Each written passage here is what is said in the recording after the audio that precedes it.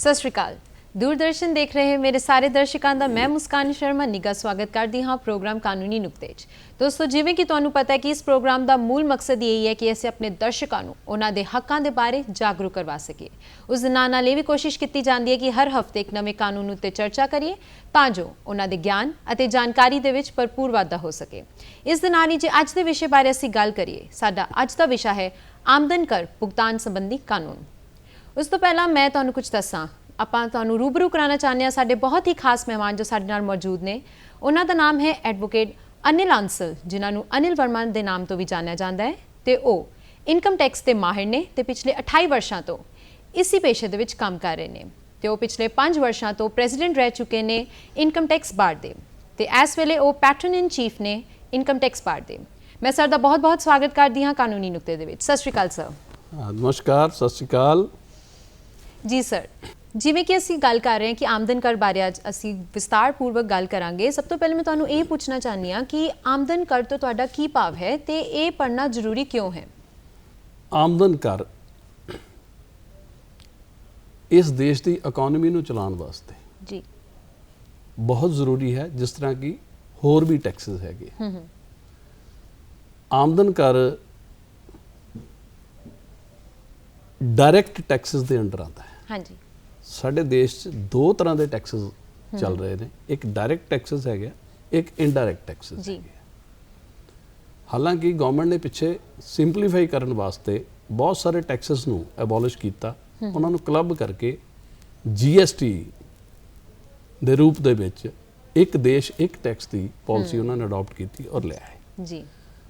उहदे विच direct taxes दे नूं नहीं छेड़िया गया। हाँ जी। उहदे अंडर इनकम टैक्स आता है।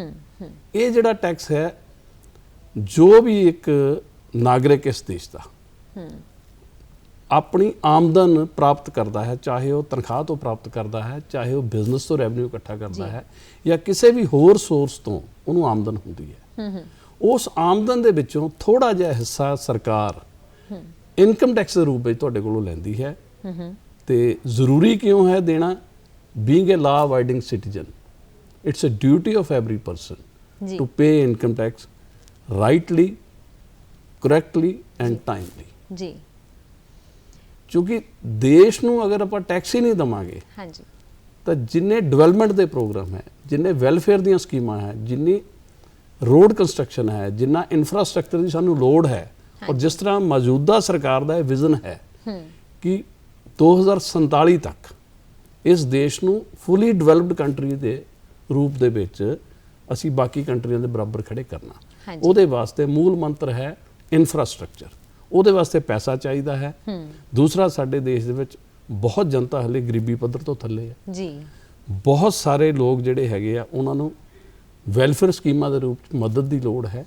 सो सरकार कोल पैसा जिसले आएगा, आमदन कर उन्हां लोगों ने देना है जिहड़े इस जिन्हां नूं परमात्मा ने योग बनाया भी वो कमाई कर सकते हैं, उहदे विचों उन्होंने कुछ मतलब आमदन कर देना। इन्हूं मैं दूजे लफ्ज़ां कहां, चूँकि असी पंजाब दे पवित्र धरती के वासी हाँ, साडी गुरु साहिबान की धरती है। गुरु साहिबान ने भी तो यही गल कही सी ना, भी दसौंध कड्डो। हाँ जी। जो तुहाडी नेक कमाई हैगी उह चों दसौंध कड्डो जी।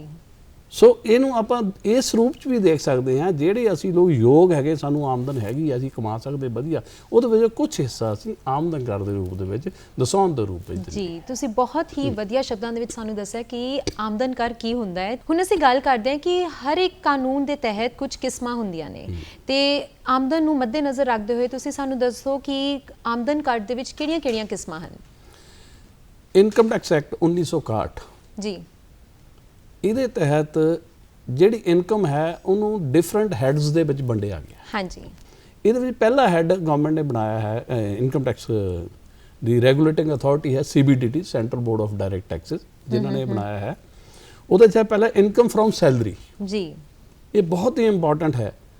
ਸਾਡੇ 'ਚੋਂ ਬਹੁਤ ਸਾਰੇ ਲੋਕ ਜਿਹੜੇ ਨੌਕਰੀ ਕਰਦੇ ਉਹਨਾਂ ਨੂੰ ਤਨਖਾਹ ਮਿਲਦੀ ਹੈ। ਹਾਂਜੀ। ਇਨਕਮ ਫਰੋਮ ਸੈਲਰੀ, ਇਹਦੇ ਵਿੱਚ ਜੋ ਵੀ ਤੁਹਾਨੂੰ ਸੈਲਰੀ ਇੱਕ ਕੰਪਨੀ ਚੋਂ ਮਿਲ ਰਹੀ ਹੋਵੇ, 2 ਜਗ੍ਹਾ ਤੋਂ ਮਿਲ ਰਹੀ ਹੋਵੇ, 3 ਜਗ੍ਹਾ ਤੋਂ ਮਿਲ ਰਹੀ ਹੋਵੇ, ਤੁਸੀਂ ਉਹ ਸਾਰਾ ਹੈਗਾ ਇਨਕਮ ਫਰੋਮ ਸੈਲਰੀ ਦੇ ਹੈਡ ਵਿੱਚ ਆ ਜਾਂਦਾ ਹੈਗਾ ਤੇ ਉਹਦੇ ਵਿੱਚ ਆਪਾਂ ਟੈਕਸ ਦਿੰਦੇ ਹਾਂ ਜੀ। ਦੂਸਰਾ ਇਹਨੂੰ ਉਹਨਾਂ ਨੇ ਵੰਡਿਆ ਹੈਗਾ, ਮੰਨ ਲਓ ਕਿਸੇ ਨੂੰ ਇਨਕਮ ਫਰੋਮ ਸੈਲਰੀ ਹੈ, ਤਨਖਾਹ ਤੋਂ ਆਮਦਨ ਹੈ, ਹੋ ਸਕਦਾ ਉਹਨੂੰ ਮਕਾਨ ਤੋਂ ਕਿਰਾਇਆ ਆਉਂਦਾ ਹੋਵੇ, ਹੋ ਸਕਦਾ ਉਹਦੀਆਂ ਦੁਕਾਨਾਂ ਹੁਣ ਉੱਥੋਂ ਕਿਰਾਇਆ ਆਉਂਦਾ ਹੋਵੇ, ਕੋਈ ਗਡਾਊਨ ਤੋਂ ਕਿਰਾਇਆ ਆਉਂਦਾ ਹੋਵੇ, ਉਹਨੂੰ income from house property second head ਹੈ ਇਨਕਮ ਫਰੋਮ ਹਾਊਸ ਪ੍ਰਾਪਰਟੀ ਜੀ। ਹੁਣ ਇਹ ਵੀ ਹੋ ਸਕਦਾ ਹੈ ਵੀ ਅਸੈਸੀ ਜਿਹੜਾ ਹੈ ਕਰਦਾਤਾ ਹੈ ਜਿਹੜਾ, ਉਹਨੂੰ ਸੈਲਰੀ ਵੀ ਮਿਲਦੀ ਹੋਵੇ, ਉਹਨੂੰ ਕੋਈ ਕਿਰਾਇਆ ਵੀ ਆਉਂਦਾ ਹੋਵੇ ਜੀ, ਜਾਂ ਸਿਰਫ ਸੈਲਰੀ ਮਿਲ, ਉਹਦੇ ਨਾਲ ਉਹਨੇ ਕੋਈ ਪ੍ਰਾਪਰਟੀ ਖਰੀਦੀ ਹੋਵੇ, ਕੋਈ ਵੇਚੀ ਹੋਵੇ ਜੀ। ਹੁਣ ਪ੍ਰਾਪਰਟੀ ਖਰੀਦ ਵੇਚ ਤੇ ਜੇ ਉਹਨੂੰ ਕੋਈ ਮੁਨਾਫਾ ਹੋਇਆ ਤਾਂ that is called income from capital gain ਜੀ, ਉਹ ਕੈਪੀਟਲ ਗੇਨ ਦੇ ਵਿੱਚ ਆ ਜਾਂਦਾ ਹੈ। ਖੂਬ। ਉਸ ਤੋਂ ਬਾਅਦ ਜਿਹੜਾ ਬਹੁਤ ਹੀ ਇੰਪੋਰਟੈਂਟ ਜਿਹੜਾ ਹੈਗਾ ਇਹਦਾ ਚੌਥਾ ਹੈਡ ਹੈਗਾ, ਉਹ ਹੈ ਇਨਕਮ ਫਰੋਮ ਬਿਜ਼ਨਸ ਔਰ ਪ੍ਰੋਫੈਸ਼ਨ ਜੀ। ਕਿਉਂਕਿ ਦੋ ਕੈਟਾਗਰੀਜ਼ ਆ, ਇੱਕ ਆ ਜਿਹੜੇ ਲੋਕ ਬਿਜ਼ਨਸ ਕਰ ਰਹੇ ਹਾਂਜੀ, ਇੱਕ ਆ ਜਿਹੜੇ ਲੋਕ ਪ੍ਰੋਫੈਸ਼ਨਲਸ ਆ।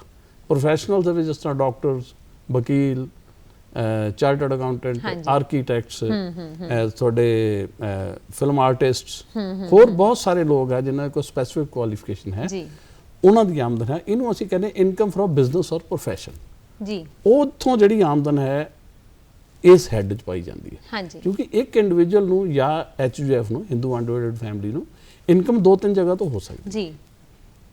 ਇਹਨਾਂ ਤੋਂ ਬਾਅਦ ਹੁਣ ਬਹੁਤ ਸਾਰੀਆਂ ਇਨਕਮਾਂ ਐਸੀਆਂ ਵੀ ਹੈ ਜਿਨ੍ਹਾਂ ਜਿਹੜੇ ਮੈਂ ਉੱਪਰ ਹੈਡ ਬੋਲੇ ਆ, income from salary, income from house property, income from capital gain and income of business and profession, ਇਹ 'ਚ ਨਹੀਂ ਕਵਰ ਹੋਏ, ਉਹ ਆ ਜਾਂਦੇ ਹੈਗੇ ਇਨਕਮ ਫਰੋਮ ਅਦਰ ਸੋਰਸ ਵਿੱਚ ਜੀ। ਫੋਰ ਐਗਜ਼ਾਮਪਲ ਜਿੱਦਾਂ ਕਿਸੇ ਦੀ ਬੈਂਕ ਦੇ ਵਿੱਚ FDRs ਪਈਆਂ, ਉੱਥੇ ਵਿਆਜ ਆ ਰਿਹਾ, ਸੇਵਿੰਗਸ ਅਕਾਊਂਟ ਤੇ ਵਿਆਜ ਆ ਰਿਹਾ, ਕਿਸੇ ਨੂੰ ਕੋਈ ਸ਼ੇਅਰਾਂ ਦੇ ਵਿੱਚੋਂ ਡਿਵੀਡੈਂਡ ਮਿਲਿਆ ਹੋ ਸਕਦਾ, ਕੋਈ ਮਿਊਚੁਅਲ ਫੰਡ ਤੋਂ ਮਿਲਿਆ ਹੋ ਸਕਦਾ ਹੈਗਾ, ਇਹ ਸਾਰੀਆਂ ਚੀਜ਼ਾਂ ਇਨਕਮ ਫਰੋਮ ਅਦਰ ਸੋਰਸ ਆ ਜਾਣਾ। ਹੋ ਸਕਦਾ ਕਿਸੇ ਦੀ ਕੋਈ ਲੋਟਰੀ ਨਿਕਲੀ, ਹੋ ਸਕਦਾ ਕਿਸੇ ਨੂੰ ਸੜਕ ਤੇ ਤੁਰੇ ਜਾਂਦੇ ਕੋਈ ਕੈਸ਼ ਮਿਲ ਗਿਆ, ਮਤਲਬ ਕਿਸੇ ਵੀ ਹੋਰ ਸੋਰਸ ਤੋਂ ਜਿਹੜੀ ਕੋਈ ਆਮਦਨ ਜਿਹੜੀ ਉੱਪਰਲੇ ਹੈਡਾਂ 'ਚ ਨਹੀਂ ਕਵਰ ਹੋਈ, ਉਹ ਇਨਕਮ ਫਰਮ ਅਦਰ ਸੋਰਸ ਆ ਜੀ। ਇਹ ਸਾਰੀਆਂ ਚੀਜ਼ਾਂ ਨੂੰ ਕਲੱਬ ਕਰਕੇ ਤੁਹਾਡੀ ਇਨਕਮ ਟੈਕਸ ਦੀ ਰਿਟਰਨ ਬਣਦੀ ਹੈ। ਬਹੁਤ ਖੂਬ, ਬਹੁਤ ਹੀ ਤੁਸੀਂ ਬਹੁਤ ਉਮਦਾ ਤਰੀਕੇ ਦੇ ਨਾਲ ਤੁਸੀਂ ਸਾਰਿਆਂ ਨੂੰ ਸਮਝਾਇਆ ਕਿ ਕਿੰਨੇ ਤਰ੍ਹਾਂ ਦੇ ਇਨਕਮ ਟੈਕਸ ਨੇ।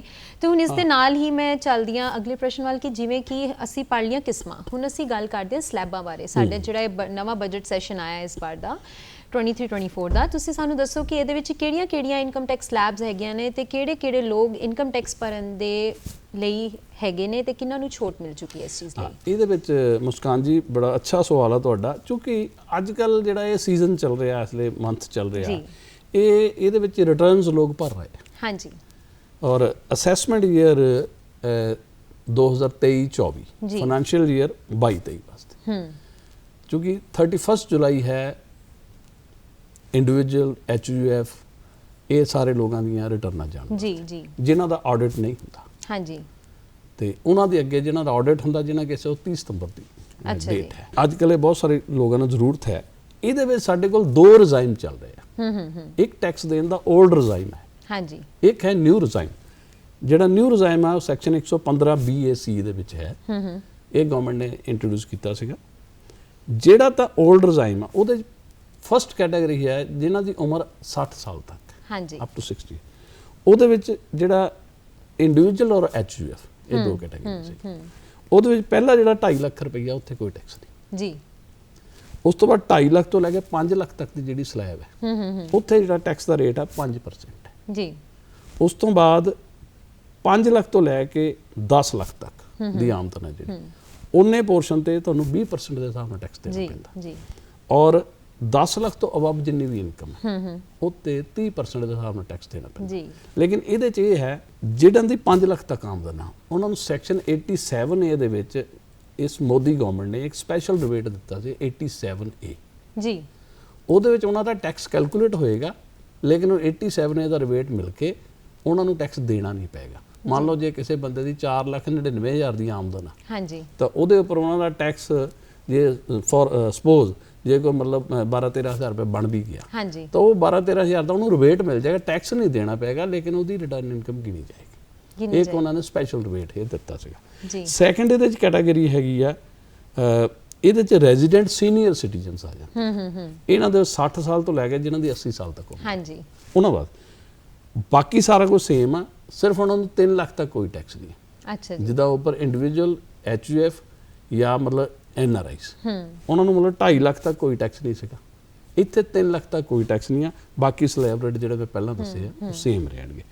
ਇਹਦੇ 'ਚ ਇੱਕ ਤੀਸਰੀ ਕੈਟਾਗਰੀ ਵੀ ਉਹਨਾਂ ਨੇ ਬਣਾਈ ਸੀ ਜੀ, ਜਿਨ੍ਹਾਂ ਨੂੰ ਕਹਿੰਦੇ ਹੈਗੇ ਰੈਜ਼ੀਡੈਂਟ ਸੁਪਰ ਸੀਨੀਅਰ ਸਿਟੀਜ਼ਨ, ਜੀ, ਜਿਹੜੇ 60 ਸਾਲ ਤੋਂ ਲੈ ਕੇ ਜਿਹੜੇ 80 ਸਾਲ ਦੀ ਉਮਰ ਤੋਂ ਜ਼ਿਆਦਾ ਹੈ ਜੀ। ਉਹਨਾਂ ਨੂੰ ਇੱਕ ਸਪੈਸ਼ਲ ਉਹਨਾਂ ਨੇ ਸਹੂਲਤ ਦਿੱਤੀ ਸੀ। ਉਹਨਾਂ ਨੂੰ 5 ਲੱਖ ਤੱਕ ਕੋਈ ਟੈਕਸ ਨਹੀਂ। ਇਹ ਤਾਂ ਬਹੁਤ बढ़िया है, हाँ, बाकी सारे उन्होंने मतलब सेम करता है सेव करते जी। और ये नाल एक ਇਹਦੇ सरचार्ज भी है, वो डिपेंड करता जिन्हों की 50 ਲੱਖ ਤੋਂ 1 ਕਰੋੜ तक इनकम आ उन्होंने 10% आ, 1 ਕਰੋੜ ਤੋਂ 2 ਕਰੋੜ वाले 15% आ, 2 ਕਰੋੜ ਤੋਂ 5 ਕਰੋੜ तक वाले 25% ऑफ द इनकम टैक्स जी, और अबव 5 ਕਰੋੜ वाले ते 37% ਦੇ ਕਰੀਬ ਇਹ ਸਾ, ਕਿਉਂਕਿ ਉਹ ਜਦੋਂ ਹਾਇਰ ਇਨਕਮ ਗਰੁੱਪ ਚ ਆ ਤਾਂ ਉਹ ਲੋਕ ਕੰਟਰੀ ਨੂੰ ਕੰਟਰੀਬਿਊਟ ਕਰ ਸਕਦੇ ਆ। ਜੀ, ਜੀ, ਜੀ। ਜਿਨ੍ਹਾਂ ਕੇਸਾਂ 'ਚ ਸਰਚਾਰਜ ਐਜੂਕੇਸ਼ਨ ਸੈਸ ਐਪਲੀਕੇਬਲ ਹੈ 4% ਦਾ ਉਹ ਵੀ ਲੱਗੇਗਾ। ਜੀ, ਜੀ। ਔਰ ਇਹਦੇ ਨਾਲ ਜਿਹੜਾ ਨਵਾਂ ਰਿਜ਼ਾਈਮ ਸੀਗਾ ਜਿਹੜਾ ਬਹੁਤ ਇੰਪੋਰਟੈਂਟ ਹੈ, ਪ੍ਰੈਜ਼ੈਂਟਲੀ ਜਿਹੜੀ ਗਵਰਨਮੈਂਟ ਨੇ ਸਾਨੂੰ 2 ਆਪਸ਼ਨਸ ਦਿੱਤੀਆਂ, ਤੁਹਾਡੀ ਮਰਜ਼ੀ ਹੈ, ਚਾਹੇ ਤੁਸੀਂ 올ਡ ਰਿਜ਼ਾਈਮ ਨੂੰ ਚੂਜ਼ ਕਰ ਲਓ, ਚਾਹੇ ਨਵੇਂ ਰਿਜ਼ਾਈਮ ਨੂੰ ਚੂਜ਼ ਕਰ ਲਓ। ਇਹ ਇੱਕ ਬੜਾ ਫੈਸਿਲਿਟੀ ਹੈ। ਜਿਹੜਾ 올ਡ ਰਿਜ਼ਾਈਮ ਆ ਉਹਦੇ ਵਿੱਚ ਅਸੀਂ ਡਿਡਕਸ਼ਨਸ ਸਾਰੀਆਂ ਲੈ ਸਕਦੇ ATC ਦੀਆਂ। ਹਾਂਜੀ। ਹਾਊਸ ਪ੍ਰਾਪਰਟੀ ਦਾ ਜਿਹੜਾ ਇੰਟਰਸਟ ਹੈ ਸੈਕਸ਼ਨ 24 ਹੈ ਜਾਂ ATC ਚ ਰੀਪੇਮੈਂਟ ਆਫ ਹਾਊਸਿੰਗ ਲੋਨ ਵਗੈਰਾ ਸਾਰੇ ਲੈ ਸਕਦੇ। ਲੇਕਿਨ ਨਵਾਂ ਰਿਜ਼ਾਈਮ ਜਿਹੜਾ ਸੈਕਸ਼ਨ 115 BA ਸੀ ਉਹਦੇ ਵਿੱਚ ਕੋਈ ਤੁਹਾਨੂੰ ਐਗਜ਼ੈਂਪਸ਼ਨ ਨਹੀਂ ਮਿਲੇਗੀ ਜੀ, ਲੇਕਿਨ ਉਹਦਾ ਉਹਨਾਂ ਨੇ slab rate up to 2.5 lakh ਕੋਈ ਟੈਕਸ ਨਹੀਂ ਜੀ। ਪਹਿਲੇ 올ਡ ਰਿਜ਼ਾਈਮ 'ਚ ਵੀ ਕੋਈ ਟੈਕਸ ਨਹੀਂ ਸੀਗਾ, ਲੇਕਿਨ 2.5 ਤੋਂ 5 ਲੱਖ ਤੱਕ ਇੱਥੇ ਉਹਨਾਂ ਨੇ 5% ਕਰਤਾ ਜੀ। ਤੇ ਉਸ ਤੋਂ ਬਾਅਦ ਜਿਹੜਾ ਹੈਗਾ 5 ਤੋਂ 7.5 ਲੱਖ ਤੱਕ 10% ਜੀ, 7.5 ਤੋਂ 10 ਲੱਖ ਤੱਕ ਉਹਨਾਂ ਨੇ ਕਰਤਾ 15%, ਔਰ 10 ਲੱਖ ਤੋਂ 12.5 ਲੱਖ ਤੱਕ ਕਰਤਾ ਹੈਗਾ 20% ਜੀ, ਔਰ 12.5 ਤੋਂ 15 ਲੱਖ ਤੱਕ 25% ਜੀ ਜੀ। ਆਲਮੋਸਟ ਜਿਹੜੇ ਮੈਜੋਰਿਟੀ ਆਫ ਦਾ ਸਿਟੀਜ਼ਨਸ ਹੈਗੇ ਆ ਉਹ 15 ਲੱਖ ਤੱਕ ਆ ਕੇ ਕਵਰ ਹੋ ਜਾਂਦੇ ਜੀ ਜੀ ਜੀ। ਅਬਵ 15 ਲੱਖ ਜਿਹੜੇ ਹੈਗੇ ਉਹ ਫਿਰ 30% ਹੈਗਾ। ਉਸ ਤੋਂ ਬਾਅਦ ਜਿਹੜੀ ਦੂਸਰੀ ਕੈਟਾਗਰੀ ਹੈ ਇਹਦੇ ਚ ਆਦੀ, ਇਹ ਤਾਂ ਹੈ ਇੰਡੀਵਿਜੂਅਲ ਔਰ HUF ਔਰ NRIs ਹੋ ਗਏ ਸਾਡੇ, ਇਹ ਸਾਰੇ ਹੋ ਗਏ ਜੀ। ਇੱਕ ਹੈ ਸਾਡੀ ਕੈਟਾਗਰੀ ਆਪਾਂ ਬਹੁਤ ਸੁਣਿਆ ਹੋਣਾ ਫਰਮਸ। ਹਾਂਜੀ, ਫਰਮਸ, ਪਾਰਟਨਰਸ਼ਿਪ ਫਰਮਸ ਹੁੰਦੀਆਂ ਜਿਹੜੀਆਂ, ਉਹਨਾਂ ਦੇ ਵਿੱਚ ਜਿਹੜਾ ਰੇਟ ਆਫ ਟੈਕਸ ਹੈ ਉਹ 30% ਹੈ ਜੀ, ਪਲੱਸ ਸਰਚਾਰਜ, ਠੀਕ ਹੈ ਨਾ, ਤੇ ਇਹ ਸਾਰਾ ਹੈ। ਉਸ ਤੋਂ ਇਲਾਵਾ ਇੱਕ ਬਹੁਤ ਬੜਾ ਆਪਾਂ ਸੁਣਦੇ ਕਾਰਪੋਰੇਟ ਸੈਕਟਰ ਕੰਪਨੀਜ਼, ਜਿਸ ਪ੍ਰਾਈਵੇਟ ਲਿਮਿਟਡ ਕੰਪਨੀਜ਼ ਹੈ, ਲਿਮਿਟਡ ਕੰਪਨੀਜ਼ ਹੈ, ਕਿਉਂਕਿ ਜਿੰਨੀ FDI ਆ ਰਹੀ ਹੈ ਫੋਰਨ ਡਾਇਰੈਕਟ ਇਨਵੈਸਟਮੈਂਟ ਕੰਪਨੀਆਂ ਜਾ ਰਹੀ ਹੈ। ਦੇਸ਼ ਦੀ ਤਰੱਕੀ ਤਾਂ ਇੰਡੀਵਿਜੂਅਲ ਨੇ ਤਾਂ ਕਰਨੀ ਆ, ਲੇਕਿਨ ਕੰਪਨੀਆਂ ਦੇ ਥਰੂ ਵੀ ਹੋਣੀ ਹੈ ਤਰੱਕੀ ਜੀ ਜੀ। ਔਰ ਕੰਪਨੀਆਂ ਦੇ ਵਾਸਤੇ ਜਿਹੜਾ ਟੈਕਸ ਹੈਗਾ ਆ ਜਿਹੜੀਆਂ 25% ਦੇ ਹਿਸਾਬ ਨਾਲ ਜਿਹਨਾਂ ਦੀ 400 ਕਰੋੜ ਤੱਕ ਟਰਨਓਵਰ ਹੈਗਾ, ਤੇ ਬਾਕੀ ਸਾਰੇ ਕੇਸਾਂ ਦੇ 30%। ਇਹ ਸੋ ਡਿਫਰੈਂਟ ਰੇਟਸ ਹੈਗੇ ਆ। ਹਾਂਜੀ, ਇਹ ਤਾਂ ਆਪਾਂ ਸਿਰਫ ਇੰਨਾ ਕਿ ਦੱਸਿਆ ਵੀ ਮਤਲਬ ਪ੍ਰੈਜ਼ੈਂਟ ਜਿਹੜੇ ਸਾਡੀ ਪਿੰਡੂ ਖੇਤਰ ਹੈ ਉਹਨਾਂ ਲਈ ਜ਼ਿਆਦਾ ਜ਼ਰੂਰੀ ਹੈ ਕਿ ਉਹਨਾਂ ਦੇ ਲਈ ਜਿਹੜਾ 15 ਲੱਖ ਤੱਕ ਦਾ ਸਲੈਬ ਹੈ ਉਹ ਬਹੁਤ ਹੀ ਜ਼ਿਆਦਾ ਜ਼ਰੂਰੀ ਹੈ। ਤੁਸੀਂ ਬਹੁਤ ਹੀ ਜ਼ਿਆਦਾ ਵਿਸਤਾਰ ਦੇ ਵਿੱਚ ਸਾਨੂੰ ਇਹ ਬਹੁਤ ਵਧੀਆ ਤਰੀਕੇ ਦੇ ਨਾਲ ਦੱਸਿਆ। ਹੁਣ ਅਸੀਂ ਗੱਲ ਕਰਦੇ ਹਾਂ ਕਿ ਕਿਹੜੇ ਫਾਰਮਸ ਹੈਗੇ ਆ ਜਾਂ ਕਿਹੜੇ ਜਿਹੜੇ ਕਾਗਜ਼ ਨੇ ਬਹੁਤ ਜ਼ਰੂਰੀ ਨੇ ਜੇ ਕਿਸੇ ਨੇ ਇਨਕਮ ਟੈਕਸ ਰਿਟਰਨ ਭਰਨੀ ਹੈ, ਉਹ ਕਿਹੜੇ ਫਾਰਮਸ ਯੂਜ਼ ਹੋਣਗੇ ਤੇ ਉਹਨਾਂ ਨੂੰ ਕਿਹੜੇ ਡਾਕੂਮੈਂਟਸ ਦੀ ਲੋੜ ਹੈ, ਕਿ ਇਹਦੇ ਵਾਸਤੇ ਕਿਸੇ ਐਕਸਪਰਟ ਨੂੰ ਲੈਣਾ ਜ਼ਰੂਰੀ ਹੈ ਕਿ ਉਹ ਆਪ ਹੀ ਵੀ ਇਨਕਮ ਟੈਕਸ ਭਰ ਸਕਦੇ ਨੇ? ਤੁਹਾਡਾ ਬੜਾ ਇੰਪੋਰਟੈਂਟ ਕੁਐਸਚਨ ਆ ਵੀ ਕੀ ਸਾਨੂੰ ਕੋਈ ਨਾਲ ਕਾਗਜ਼ ਪੱਤਰ ਦੇਣਾ ਪੈਂਦਾ ਜੀ? ਨਹੀਂ, presently no need to file any document ਜੀ। ਸਿਰਫ ਉਹਦੇ 'ਚ ਕੀ ਹੈ, ਜਦੋਂ ਤੁਸੀਂ ਰਿਟਰਨ ਤਿਆਰ ਕਰਨੀ ਆ ਉਹ ਸਾਰੇ ਪੇਪਰ ਵਰਕ ਤੁਹਾਡੇ ਕੋਲ ਆਪਣੀ ਫਾਈਲ ਦੇ ਵਿੱਚ ਹੋਣੇ ਚਾਹੀਦੇ ਆ, ਤਾਂ ਕਿ ਤੁਸੀਂ ਫਾਲਸ ਕਲੇਮ ਨਹੀਂ ਕੋ ਲੈਣਾ, ਰੋਂਗ ਕਲੇਮ ਨਹੀਂ ਲੈਣੀ। ਡਿਪਾਰਟਮੈਂਟ ਤੁਹਾਡੀਆਂ ਰਿਟਰਨ ਜਿਹੜੇ ਆ ਜਾਂਦੀਆਂ, ਡਿਪਾਰਟਮੈਂਟ ਤੁਹਾਡੇ ਤੇ ਬਿਲੀਵ ਕਰਦਾ। ਇਹ ਪ੍ਰੈਜ਼ੈਂਟ ਗਵਰਨਮੈਂਟ ਨੇ ਬਹੁਤ ਚੇਂਜਸ ਕੀਤੀਆਂ ਹਾਂਜੀ, ਕਿਉਂਕਿ ਡਿਜੀਟਲ ਇੰਡੀਆ ਦੇ ਵਿੱਚ ਆ ਕੇ ਉਹਨਾਂ ਨੇ ਇਨਕਮ ਟੈਕਸ ਡਿਪਾਰਟਮੈਂਟ ਨੂੰ ਵੀ ਟੋਟਲੀ ਫੇਸਲੈਸ ਕਰਤਾ। ਹੁਣ ਇੱਥੇ ਫਾਈਲਿੰਗ ਵੀ ਫੇਸਲੈਸ ਆ, ਅਸੈਸਮੈਂਟ ਵੀ ਫੇਸਲੈਸ ਹੈ, ਉਹ ਤੁਹਾਡੇ ਤੇ ਟਰਸਟ ਹੁੰਦਾ ਹੈ, ਤੁਸੀਂ ਜੋ ਫਿਲ ਕਰ ਰਹੇ ਹੋ ਉਹ ਸੱਚ ਹੋਏਗਾ। ਹਾਂ, ਉਹਦੇ ਵਿੱਚੋਂ ਹਰ ਸਾਲ CVDT ਪਾਲਿਸੀ ਚੇਂਜ ਕਰਦਾ ਆ, ਸੋ ਮਤਲਬ 1% ਔਰ 0.50% ਇਸ ਢੰਗ ਨਾਲ ਕੋਈ ਕੇਸਿਸ ਨੂੰ ਡਿਫਰੈਂਟ ਕ੍ਰਾਈਟੇਰੀਆ ਸੈੱਟ ਕਰਕੇ ਸਿਲੈਕਸ਼ਨ ਚ ਲਿਆ ਜਾਂਦਾ ਸਕਰੂਟਨੀ ਚ। ਉੱਥੇ ਆ ਕੇ ਤੁਹਾਡਾ ਫਿਰ ਉਹ ਟੈਸਟ ਹੁੰਦਾ ਆ, ਤੁਸੀਂ ਉਹ ਜਿਹੜੇ ਉਹ ਕਲੇਮਸ ਲਏ ਆ, ਜੋ ਕੋਈ ਡਾਕੂਮੈਂਟਸ ਆ ਤੁਹਾਨੂੰ ਫਿਰ ਅਪਲੋਡ ਕਰਨੇ ਪੈਂਦੇ ਰੂਟੀਨ ਦੇ ਵਿੱਚ। No need to file any document, ਕੋਈ ਡਾਕੂਮੈਂਟ ਤੁਹਾਨੂੰ ਫਾਈਲ ਕਰਨ ਦੀ ਇਹਦੇ ਵਿੱਚ ਨਹੀਂ ਜ਼ਰੂਰਤ ਹੈ ਜੀ। ਤੇ ਇਹ ਸਾਰਾ ਪ੍ਰੋਸੈਸ ਆਨਲਾਈਨ ਹੋ ਗਿਆ ਤੁਹਾਡਾ? ਸਾਰਾ ਹੀ ਪ੍ਰੋਸੈਸ, ਰਿਟਰਨਸ ਵੀ ਆਨਲਾਈਨ ਜਾਣੀਆਂ, ਈਵਨ ਸਾਡਾ ਜਿਹੜਾ ਐਪੀਲੇਟ ਮੈਕੈਨਿਜ਼ਮ ਹੈਗਾ ਆ, ਫਸਟ ਆਰਡਰ ਸਾਡਾ ਹੁੰਦਾ ਆ ਫੇਸਲੈਸ ਅਸੈਸਮੈਂਟ ਯੂਨਿਟ ਜੀ, ਉਸ ਆਰਡਰ ਨੂੰ ਅਸੀਂ ਚੈਲੰਜ ਕਰਦੇ ਹੈਗੇ ਆ। ਸਿਸਟਮ ਹੈਗਾ CIT ਲੈਵਲ 'ਤੇ, ਕਮਿਸ਼ਨਰ ਇਨਕਮ ਟੈਕਸ ਅਪੀਲ, ਇਸ ਲੈਵਲ 'ਤੇ। ਐਂਡ ਉਸ ਤੋਂ ਬਾਅਦ ਨੈਕਸਟ ਕੋਰਟ ਸਾਡੀ ਆ ਜਾਂਦੀ ਹੈਗੀ ਹੈ ਇਨਕਮ ਟੈਕਸ ਐਪੀਲੇਟ ਟ੍ਰਿਬਿਊਨਲਸ ਜੀ। ਸੋ ਉਹ ਸਾਰਾ ਦੈਨ ਫਿਰ ਹਾਈ ਕੋਰਟ ਆ ਜਾਂਦਾ ਜੀ। ਇਹ ਸਾਰਾ ਉਹ ਸਿਸਟਮ ਹੈਗਾ।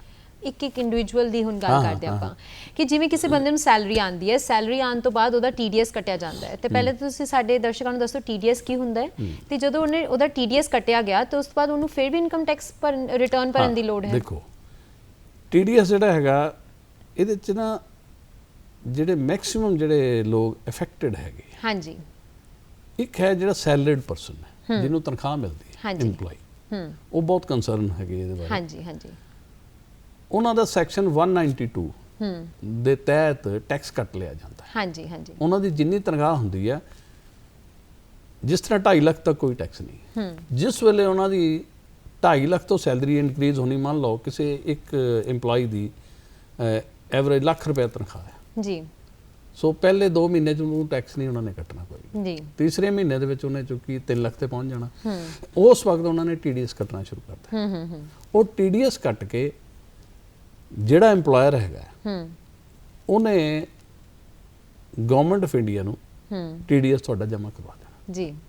ਜਮ੍ਹਾਂ ਕਰਾ ਕੇ ਉਹ ਤੁਹਾਨੂੰ ਜਿਹੜਾ ਪੈਨ ਅਲਾਟ ਹੋਇਆ ਆ ਅਸੈਸੀ ਨੂੰ, EMPLOYE ਨੂੰ ਜੀ, ਉਸ ਪੈਨ ਦੇ ਅਗੇਂਸਟ ਉਹ ਜਿਹੜਾ ਹੈਗਾ ਰਿਫਲੈਕਟ ਹੋਣ ਲੱਗ ਪੈਣਾ ਹੈ ਜੀ।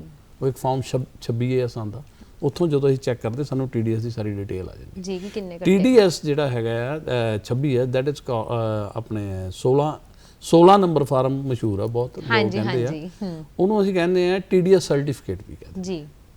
ਸੋ ਹੁਣ ਇੱਕ ਬੰਦੇ ਦਾ TDS ਕੱਟਿਆ, ਜਨਰਲੀ EMPLOYEES ਨੂੰ ਇਹ ਭੁਲੇਖਾ ਹੁੰਦਾ ਮੇਰਾ ਤਾਂ TDS ਕੱਟਿਆ ਗਿਆ, ਉਹ ਠੀਕ ਵੀ ਹੈਗੇ ਆ, ਲੇਕਿਨ ਹੋ ਸਕਦਾ ਹੈ ਉਸ EMPLOYEE ਦੀ ਕੋਈ ਹੋਰ ਆਮਦਨ ਹੋਵੇ ਤਨਖਾਹ ਤੋਂ ਇਲਾਵਾ। ਹੋ ਸਕਦਾ ਉਹਨੂੰ ਕੋਈ 2 ਲੱਖ ਰੁਪਏ ਦਾ ਕਿਰਾਇਆ ਆਉਂਦਾ ਹੋ, ਹਾਂਜੀ, ਇਹ ਵੀ ਹੋ ਸਕਦਾ ਉਹਨੇ ਕੋਈ ਪ੍ਰਾਪਰਟੀ ਵੇਚੀ ਹੋਵੇ, ਪਲਾਟ ਵੇਚਿਆ, ਮਕਾਨ ਵੇਚਿਆ, ਉਹ ਤੇ ਪ੍ਰੋਫਿਟਸ ਹੋਏ ਹੋਣ ਜੀ। ਜਾਂ ਹੋ ਸਕਦਾ ਉਹਨੂੰ ਕੋਈ ਇਨਕਮ ਫਰਮ ਅਦਰ ਸੋਰਸਸ ਤੋਂ, ਬੈਂਕਾਂ 'ਚੋਂ ਵਿਆਜ ਆਉਂਦੇ ਹੁਣ FDਆਂ ਦੇ ਜੀ, ਜਾਂ ਹੋਰ ਡਿਫਰੈਂਟ ਸੋਰਸਸ ਤੋਂ ਆਉਂਦੇ ਨੇ, ਉਹ ਤੁਹਾਡੇ EMPLOYER ਨੂੰ ਨਹੀਂ ਪਤਾ। ਹਾਂਜੀ, ਇਸ ਕਰਕੇ ਜਦੋਂ ਤੁਸੀਂ ਰਿਟਰਨ ਭਰਨੀ ਆ ਉਦੋਂ ਤੁਸੀਂ ਸਾਰਾ ਕੁਝ ਦਿਖਾਣਾ ਹੈਗਾ ਆ। ਜਿਹੜਾ ਤੁਹਾਡਾ TDS ਕੱਟਿਆ ਗਿਆ ਉਹਦਾ ਤੁਹਾਨੂੰ ਕ੍ਰੈਡਿਟ ਮਿਲ ਜਾਣਾ ਹੈਗਾ ਆ। ਜਿੰਨਾ ਤੁਹਾਡਾ ਟੈਕਸ ਬਣਿਆ, ਜੇ TDS ਤੁਹਾਡਾ ਜ਼ਿਆਦਾ ਕੱਟਿਆ ਆ ਉਸ ਤੋਂ ਤਾਂ ਬਾਕੀ ਦਾ ਰਿਫੰਡ ਆ ਜਾਏਗਾ। ਠੀਕ ਹੈ, ਜੇ TDS ਐਡਜਸਟ ਹੋ ਗਿਆ ਬਾਕੀ ਦਾ ਤੁਹਾਨੂੰ ਕੋਲੋਂ ਹੋਰ ਜਮ੍ਹਾਂ ਕਰਾਉਣਾ ਪਏਗਾ ਜੀ। ਬਹੁਤ ਹੀ ਵਧੀਆ ਤਰੀਕੇ ਨਾਲ ਤੁਸੀਂ ਦੱਸਿਆ। ਹੁਣ ਅਸੀਂ ਗੱਲ ਕਰਦੇ ਹਾਂ ਸਾਡੇ ਜਿਹੜਾ ਪੇਂਡੂ ਖੇਤਰ ਹੈ, ਉਹ ਸਾਡਾ ਜਿਹੜਾ ਪੰਜਾਬ ਹੈ ਕਹਿ ਲਓ, ਜਾਂ ਤੁਸੀਂ ਪੂਰਾ ਭਾਰਤ ਹੀ ਦੇਖ ਲਓ, ਐਗਰੀਕਲਚਰ ਬਹੁਤ ਹੀ ਜ਼ਿਆਦਾ ਇੰਪੋਰਟੈਂਟ ਮੰਨਿਆ ਗਿਆ ਹੈ। ਤੇ ਬਹੁਤ ਸਾਰੇ ਲੋਕਾਂ ਨੂੰ ਇਹ ਨਹੀਂ ਪਤਾ ਕਿ ਜਿਹੜਾ ਉਹ ਕਮਾ ਰਹੇ ਨੇ ਉਸ ਦੇ ਉੱਤੇ ਕਿੰਨਾ ਟੈਕਸ ਲੱਗੇਗਾ, ਹੈ ਉਹਦੇ ਉੱਤੇ ਕਿਸ ਤਰ੍ਹਾਂ ਦੀ ਕੋਈ ਛੋਟ ਉਹਨਾਂ ਨੂੰ ਦਿੱਤੀ ਗਈ ਹੈ ਕਿ ਨਹੀਂ। ਤੁਸੀਂ ਪਲੀਜ਼ ਸਾਡੇ ਦਰਸ਼ਕਾਂ ਨੂੰ ਦੱਸੋ ਕਿ ਐਗਰੀਕਲਚਰ ਇਨਕਮ ਦੇ ਉੱਤੇ ਕੀ ਛੋਟ ਨੇ ਤੇ ਉਹਦੇ ਉੱਤੇ ਟੈਕਸ ਕਿਵੇਂ ਲੱਗਦਾ ਹੈ। ਇਹ ਕੁਐਸਚਨ ਜਿਹੜਾ ਆ, ਮੈਂ ਸਮਝਦਾ ਅੱਜ ਦੀ ਸਾਰੀ ਗੱਲਬਾਤ ਦੇ ਵਿੱਚ ਇਹ ਕੁਐਸਚਨ ਆਉਣਾ ਬਹੁਤ ਜ਼ਰੂਰੀ ਸੀ ਜੀ, ਕਿਉਂਕਿ ਇੱਕ ਤਾਂ ਇਹ ਪ੍ਰੋਗਰਾਮ ਪੰਜਾਬ 'ਚ ਵੀ ਦੇਖਿਆ ਜਾਂਦਾ, ਹਾਂਜੀ, ਪੰਜਾਬ ਤੋਂ ਬਾਹਰ ਵੀ ਦੇਖਿਆ ਜਾਂਦਾ ਜੀ। ਦੂਸਰਾ, ਪੰਜਾਬ ਤਾਂ ਐਗਰੀਕਲਚਰ ਬੇਸਡ ਸਟੇਟ ਹੈ, ਸਾਡਾ ਸਾਰਾ ਦੇਸ਼ ਹੀ ਐਗਰੀਕਲਚਰ ਬੇਸਡ ਸਟੇਟ ਜੀ, ਸਾਰੀ ਕੰਟਰੀ 'ਚ ਜੀ।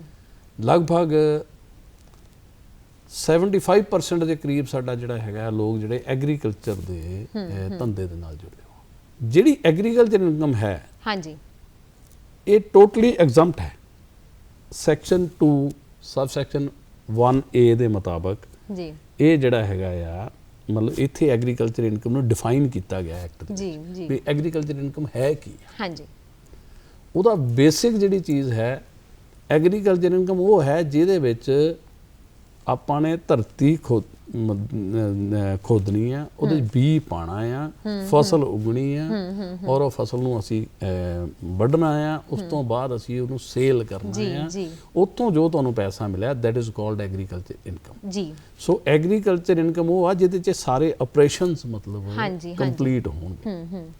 ਠੀਕ ਹੈ, ਹੁਣ ਇਨਕਮ ਟੈਕਸ ਦੇ ਵਿੱਚ ਮੈਂ ਸ਼ੁਰੂ 'ਚ ਦੱਸਿਆ ਇਨਕਮ ਫਰਮ ਅਦਰ ਸੋਰਸ ਦਾ ਹੈਡ ਹੈ।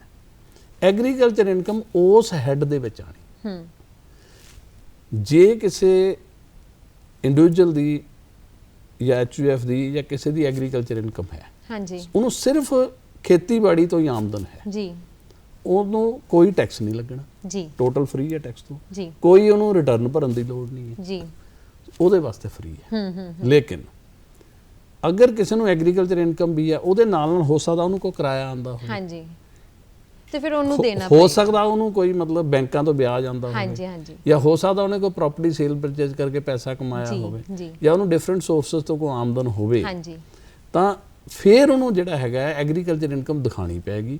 ਜੇ ਤਾਂ ਬੇਸਿਕ ਐਗਜ਼ੈਂਪਸ਼ਨ ਲਿਮਿਟ 2.5 ਲੱਖ ਤੱਕ ਉਹਦੀ ਹੋਰ ਆਮਦਨ ਹੈਗੀ ਜੀ ਹੈ ਤਾਂ ਉਹਨੂੰ ਕੋਈ ਟੈਕਸ ਨਹੀਂ ਲੱਗਣਾ। ਜੀ ਲੇਕਿਨ ਜੇ ਉਹਨੂੰ 2.5 ਤੋਂ ਦੂਸਰੀ ਆਮਦਨ ਮੰਨ ਲਓ 5 ਲੱਖ ਰੁਪਏ ਦੀ ਹੈ, ਐਗਰੀਕਲਚਰ ਇਨਕਮ 4-5 ਲੱਖ ਦੀ ਆ ਗਈ, ਤਾਂ ਫਿਰ ਉਹ ਰੇਟ ਪਰਪਸ ਵਾਸਤੇ ਐਗਰੀਕਲਚਰ ਇਨਕਮ ਉਹ ਜਿਹੜੀ ਤੁਹਾਡੀ ਅਦਰ ਐਗਰੀਕਲਚਰ ਇਨਕਮ ਉਹ 'ਚ ਇਕੱਠੀ ਹੋ ਜਾਊਗੀ। ਰੇਟ ਪਰਪਸ ਲਈ ਉਹਨੂੰ ਮਾਰਜਨਲੀ ਥੋੜਾ ਜਿਹਾ ਟੈਕਸ ਪਏਗਾ, ਜੀ ਅਦਰਵਾਈਜ਼ ਇਹ ਐਗਰੀਕਲਚਰ ਇਨਕਮ ਐਗਜ਼ੈਂਪਟ ਹੈਗੀ ਆ। ਇਹਦੇ ਵਿੱਚ ਇੱਕ ਬਹੁਤ ਬੜਾ ਲੋਕਾਂ ਨੂੰ ਕਨਫਿਊਜ਼ਨ ਹੈ, ਮੈਂ ਦਰਸ਼ਕਾਂ ਵਾਸਤੇ ਇਹ ਦੱਸਣੀ ਬਹੁਤ ਜ਼ਰੂਰੀ ਸਮਝਦਾ। ਸੈਕਸ਼ਨ 10 ਸਬ ਸੈਕਸ਼ਨ 1 ਜੀ ਦੇ ਵਿੱਚ ਇਨਕਮਸ ਹੈਗੀਆਂ ਜਿਹੜੀਆਂ ਐਗਜ਼ੈਂਪਟ ਫਰੋਮ ਟੈਕਸ ਹੈਗੀ। ਹੁਣ ਮੰਨ ਲਓ ਜਿਹੜਾ ਤੁਸੀਂ ਰੀਪਲਾਂਟ ਕਰਦੇ ਆ ਜੀ ਐਗਰੀਕਲਚਰ, ਜੀ ਰੀਪਲਾਂਟ ਮਤਲਬ ਤੁਸੀਂ ਪਨੀਰੀ ਲਿਆਏ, ਬੂਟਾ ਲਿਆਏ, ਜ਼ਮੀਨ 'ਚ ਬੂਟਾ ਲਾਇਆ, ਉਹ ਜਿਹੜੇ ਪਲਾਂਟਸ ਜ਼ਿਮੀਂਦਾਰ ਨੇ ਆਪਣੇ ਖੇਤਾਂ 'ਚ ਲਾਏ, ਜੀ ਉਹ ਜਦੋਂ ਵੇਚਦਾ ਆ ਉਹ ਟੋਟਲ ਫ੍ਰੀ ਹੈਗਾ। ਜੀ ਉਸ ਤੋਂ ਇਲਾਵਾ ਕੋਈ ਜ਼ਿਮੀਂਦਾਰ ਬੀ ਤਿਆਰ ਕਰ ਲੈਂਦੇ ਜੀ ਸੀਡਸ, ਜੀ ਜਦੋਂ ਸੀਡ ਵੇਚਦੇ ਆ ਉਹ ਵੀ ਤੁਹਾਡਾ ਫ੍ਰੀ ਆ Free ਹੈ। ਐਗਰੀਕਲਚਰ 'ਚ। ਇਸ ਤੋਂ ਇਲਾਵਾ ਤੁਹਾਨੂੰ ਕੋਈ ਕਿਰਾਇਆ ਆਉਂਦਾ ਹੋ ਸਕਦਾ, ਹਾਂਜੀ ਉਹ ਇਨਕਮ ਉਹਦੀ ਐਗਰੀਕਲਚਰ ਨਹੀਂ ਗਿਣੀ ਜਾਣੀ। ਹਾਂਜੀ ਅੱਛਾ, ਹੁਣ ਕੀ ਆ ਖੇਤਾਂ ਦੇ ਵਿੱਚ ਕਈ ਇੱਕ ਅਸੀਂ ਦਰਖਤ ਆਪ ਲਾਏ, ਇੱਕ ਕੁਦਰਤੀ ਤੌਰ ਤੇ ਉੱਗ ਗਏ, ਹਾਂਜੀ ਜਿਹੜੇ ਕੁਦਰਤੀ ਤੌਰ ਤੇ ਉੱਗੇ ਉਹ ਦਰਖਤ ਵਿਕਣਗੇ, ਉਹ ਐਗਰੀਕਲਚਰ ਇਨਕਮ ਨਹੀਂ ਆ। ਜੀ ਜਿਵੇਂ ਕਿ ਹੁਣ ਸਾਡਾ ਇਹ ਆਖਰੀ ਪ੍ਰਸ਼ਨ ਹੋਏਗਾ ਅੱਜ ਦੇ ਲਈ, ਤੇ ਤੁਸੀਂ ਸਾਡੇ ਇਸ ਜਾਣਕਾਰੀ ਭਰਪੂਰ ਸੈਸ਼ਨ ਨੂੰ ਖਤਮ ਕਰਦੇ ਹੋਏ ਇਹ ਦੱਸੋ ਕਿ ਜੇ ਕੋਈ ਬੰਦਾ ਇਨਕਮ ਟੈਕਸ ਨੂੰ ਬਚਾਉਣ ਲਈ, ਆਪਣੇ ਆਪ ਨੂੰ ਬਚਾਉਣ ਲਈ, ਜਿਹਨੂੰ ਆਪਾਂ ਇਨਵੇਜਨ ਕਹਿੰਦੇ ਆ, ਚੋਰੀ ਕਹਿੰਦੇ ਆ, ਉਹ ਕਰਦਾ ਹੈ, ਤਾਂ ਉਹਦੀ ਪਨਿਸ਼ਮੈਂਟ ਦੱਸ ਦਿਓ ਸਾਡੇ ਦਰਸ਼ਕਾਂ ਨੂੰ ਇਸ ਸੈਸ਼ਨ ਦਾ ਅੰਤ ਕਰੀਏ। ਠੀਕ ਹੈ ਜੀ, ਬਹੁਤ ਅੱਛਾ ਕੁਐਸਚਨ ਹੈ ਇਹ, ਔਰ ਮੈਂ ਸਮਝਦਾ ਵੀ ਬੜਾ ਕਿਉਰਿਓਸਿਟੀ ਹੁੰਦੀ ਹਰ ਬੰਦੇ ਨੂੰ ਇਸ ਬਾਰੇ। ਇਨਕਮ ਟੈਕਸ ਦੇ ਵਿੱਚ ਜੋ ਮੇਰਾ ਪ੍ਰਿੰਸੀਪਲ ਹੈ, ਜਾਂ ਬਹੁਤ ਸਾਰੇ ਜਿਹੜੇ ਸਾਡੀ ਪ੍ਰੋਫੈਸ਼ਨਲਸ ਹੈਗੇ ਮਾਹਰ, ਉਹਨਾਂ ਦਾ ਜੋ ਪ੍ਰਿੰਸੀਪਲ ਹੈ, ਜਾਂ CBDT ਦਾ ਪ੍ਰਿੰਸੀਪਲਸ ਆ, ਮਤਲਬ ਨੋ ਅਵੇਜ਼ਨ ਆਫ ਟੈਕਸ। ਜੀ first of all don't avoid tax, tax ਦੀ ਚੋਰੀ ਨਾ ਕਰੋ। ਜੇ ਤੁਸੀਂ ਟੈਕਸ ਬਚਾਉਣਾ ਚਾਹੁੰਦੇ ਆ, ਜੀ ਪਲਾਨ ਇਟ, ਜੀ ਟੈਕਸ ਪਲੈਨਿੰਗ ਕਰੋ, ਟੈਕਸ ਅਵੇਜ਼ਨ ਨਾ ਕਰੋ। ਜੀ ਜੀ ਪਲੈਨਿੰਗ ਕਿੱਦਾਂ ਹੋਣੀ ਆ? ਜੋ ਕਾਨੂੰਨ ਹੈਗਾ, ਕਾਨੂੰਨ ਦੇ ਦਾਇਰੇ 'ਚ ਰਹਿ ਕੇ ਕਾਨੂੰਨ ਦੀਆਂ ਧਾਰਾਵਾਂ ਨੂੰ ਯੂਜ਼ ਕਰਕੇ ਤੁਸੀਂ ਪਲਾਨ ਕਰੋ। ਜੀ ਉਹਦੇ ਵਾਸਤੇ ਤੁਹਾਨੂੰ ਮਾਹਰਾਂ ਦੇ ਕੋਲ ਜਾਣਾ ਹੀ ਪੈਗਾ, ਐਕਸਪਰਟਸ, ਜੀ ਜੀ ਜੀ ਕਿਉਂਕਿ ਉਹਨਾਂ ਨੇ ਹਰੇਕ ਕਾਨੂੰਨ ਨੂੰ ਦੇਖਣਾ ਕਿਹੜਾ ਤੁਹਾਡੇ ਤੇ ਲੱਗਦਾ, ਕਿਹੜਾ ਨਹੀਂ, ਉਹਨਾਂ ਨੇ ਪਲਾਨ ਕਰ ਦੇਣਾ। ਜੀ ਦੂਸਰਾ ਰਹਿ ਗਿਆ ਚੋਰੀ। ਇਹਦੇ ਸਭ ਤੋਂ ਪਹਿਲਾਂ ਕੀ ਹੈ ਇਨਕਮ ਟੈਕਸ ਦੇ ਵਿੱਚ, ਇੱਕ ਤਾਂ ਜਿਹੜੀ ਲੇਟ ਪੇਮੈਂਟ ਜਾਂ ਲੇਟ ਰਿਟਰਨ, ਉਹਦੇ ਉੱਪਰ ਲੇਟ ਫੀਸ ਜਾਂ ਇੰਟਰਸਟ ਦੇ ਰੂਪ ਦੇ ਵਿੱਚ ਤੁਹਾਡੇ ਕੋਲੋਂ ਲਿਆ ਜਾਂਦਾ ਪੈਸਾ। ਜੀ ਜੀ ਜੀ ਉਹ ਵੀ ਇੱਕ ਕਿਸਮ ਦੀ ਪੈਨਲਟੀ ਹੈ। ਜੀ ਉਸ ਤੋਂ ਬਾਅਦ ਜਦੋਂ ਤੁਹਾਡਾ ਕੇਸ ਸਕਰੂਟਨੀ 'ਚ ਆ ਗਿਆ, ਅਸੈਸਮੈਂਟ ਹੋ ਗਈ, ਜਿੰਨੀ ਤੁਹਾਡੇ ਖਿਲਾਫ ਡਿਮਾਂਡ ਆਈ, ਉਸ ਤੋਂ ਬਾਅਦ ਸੈਕਸ਼ਨ 271C ਦੇ ਵਿੱਚ ਕੰਸੀਲਮੈਂਟ ਦੀ ਪੈਨਲਟੀ ਲੱਗਦੀ ਆ, ਪੈਨਲਟੀ ਪ੍ਰੋਸੀਡਿੰਗਸ ਚੱਲਦੀ, ਉਹ ਲੱਗ। ਈਵਨ ਇਹਦੇ ਵਿੱਚ ਸਾਡੇ ਪ੍ਰੋਸੀਕਿਊਸ਼ਨ ਪ੍ਰੋਵੀਜ਼ਨਸ ਵੀ ਹੈਗੇ ਜੀ। ਜਿਸ ਲਈ ਤੁਹਾਡੀ ਚੋਰੀ ਸਾਬਤ ਹੋ ਗਈ, ਸਭ ਕੁਝ ਹੋ ਗਿਆ, ਪੈਨਲਟੀਆਂ ਵੀ ਲੱਗ ਗਈਆਂ, ਉਸ ਤੋਂ ਬਾਅਦ ਡਿਪਾਰਟਮੈਂਟ ਤੁਹਾਡੇ ਦੇ ਖਿਲਾਫ ਪ੍ਰੋਸੀਕਿਊਸ਼ਨ ਵੀ ਲਾਂਚ ਕਰ ਸਕਦਾ ਹੈ। ਜੀ ਸੋ ਇਸ ਤਰ੍ਹਾਂ ਦੇ ਇਹਦੇ ਪੈਨਲ ਪ੍ਰੋਵੀਜ਼ਨਸ ਹੈਗੇ। ਜੀ ਤੁਸੀਂ ਬਹੁਤ ਹੀ ਵਧੀਆ ਤਰੀਕੇ ਦੇ ਨਾਲ ਸਾਨੂੰ ਸਾਰਿਆਂ ਨੂੰ ਦੱਸਿਆ ਕਿ ਕਿਵੇਂ ਜੇ ਤੁਸੀਂ ਟੈਕਸ ਨੂੰ ਇਵੇਡ ਕਰਦੇ ਹੋ ਜਾਂ ਤੁਸੀਂ ਚੋਰੀ ਕਰਦੇ ਹੋ ਉਸਦੇ, ਤਾਂ ਤੁਹਾਡੇ ਉੱਤੇ ਕਿਵੇਂ ਪੈਨਲਟੀਆਂ ਲੱਗਣਗੀਆਂ, ਤੇ ਉਹਦੀਆਂ ਪੈਨਲਟੀਆਂ ਬਹੁਤ ਹੀ ਹੈਵੀ ਹੋਣਗੀਆਂ ਇਨਕਮ ਟੈਕਸ ਦੇ ਨਾਲ। ਤੇ ਮੈਂ ਤੁਹਾਡਾ ਬਹੁਤ ਸ਼ੁਕਰਗੁਜ਼ਾਰ ਹਾਂ ਕਿ ਤੁਸੀਂ ਇੱਥੇ ਆ ਕੇ ਸਾਨੂੰ ਸਾਰਿਆਂ ਨੂੰ ਆਪਣੀ ਜਿਹੜੀ ਨੌਲੇਜ ਹੈ ਉਹ ਸਾਂਝੀ ਕੀਤੀ। ਤੇ ਮੈਂ ਸਾਰੇ ਦਰਸ਼ਕਾਂ ਨੂੰ ਕਹੂੰਗੀ ਕਿ ਤੁਸੀਂ ਇਨਕਮ ਟੈਕਸ ਸਮੇਂ ਤੇ ਭਰੋ, ਨਹੀਂ ਤਾਂ ਤੁਹਾਡੇ ਤੇ ਪੈਨਲਟੀਆਂ ਲੱਗਣ ਦੇ ਬਹੁਤ ਜ਼ਿਆਦਾ ਚਾਂਸਸ ਰਹਿਣਗੇ। ਤੇ ਇਸੇ ਦੇ ਨਾਲ ਹੀ ਮੈਂ ਤੁਹਾਡੇ ਸਾਰਿਆਂ ਤੋਂ ਲੈਣੀ ਹੈ ਇਜਾਜ਼ਤ। ਸਤਿ ਸ਼੍ਰੀ ਅਕਾਲ। ਹਾਂ, ਸਤਿ ਸ਼੍ਰੀ ਅਕਾਲ।